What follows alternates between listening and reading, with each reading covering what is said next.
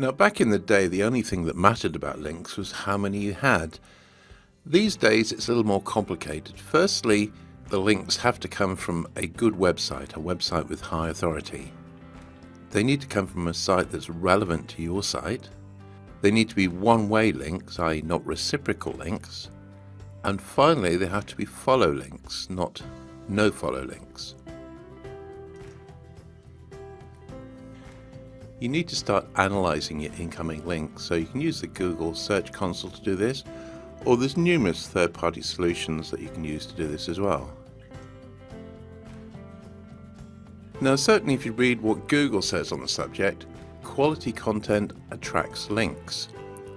So you should go out of your way to try and create quality content that people will want to link to. So an obvious example would be something like an ebook or something like that. You know, downloadable tips and tricks, that kind of thing.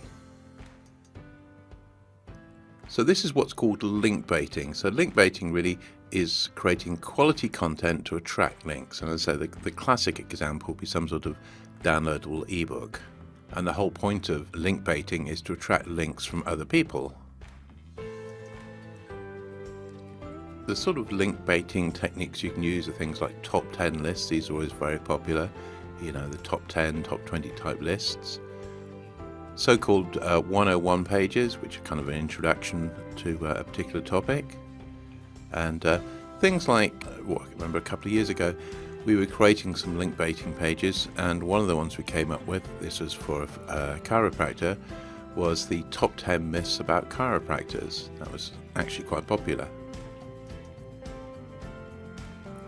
Now, one-on-one information pages, it's an American expression. It basically just means a very basic introduction to a topic. So again, this could just be information on a page or a downloadable ebook, but it's really giving people information about something they're interested in.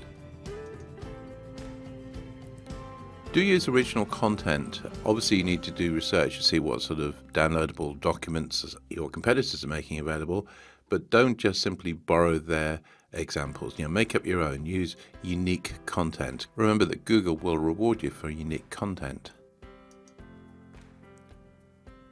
Now, other ways of getting links. I mean, one way is just simply to ask other people for links.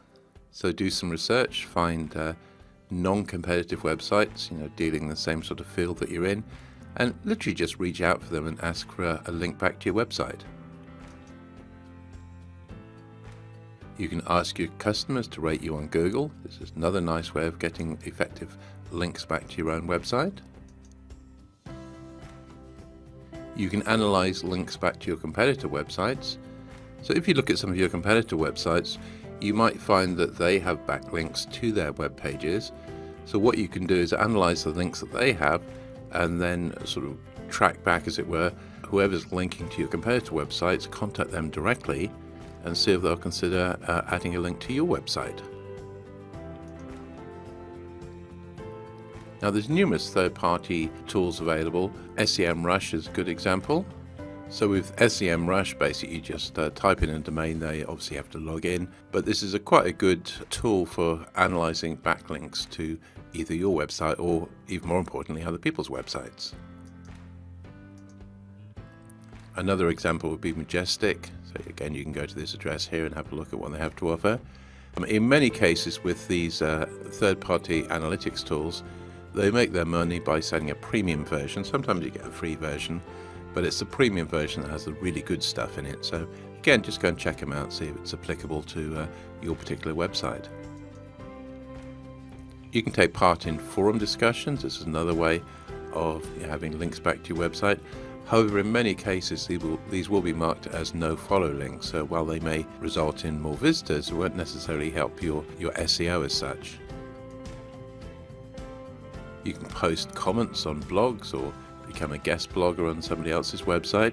These are all sort of techniques that have been used over the years, and while you can still use them, they are sort of mentioned specifically by Google, and Google will caution you to use them with moderation. You know, do a little bit if you want to, but don't make this a big plank of your SEO. You can join local industry associations and groups, because quite often you can have your own profile page, which obviously involves information about you, plus a link back to your website.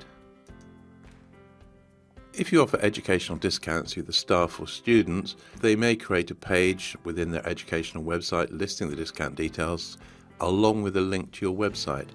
Now, the reason this is useful is because in terms of SEO, links from educational sites are highly valued.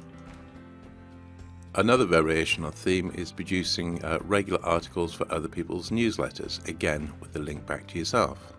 But again, don't overdo it. If you're going to produce your ebook in an Adobe PDF format, you probably know that you can password protect these. However, the password protection on Adobe Acrobat files is very easily got round. After a few minutes searching on the internet, you'll find dubious websites that will offer to sell you some software that will break the encryption on most ebooks. So, don't rely on password protection for Adobe Acrobat files. It's very easily bypassed. Downloadable tutorials, fact sheets, reports. These again are all sorts of things that you can create and make available as sort of free downloads, and again hopefully attract some links back to your website.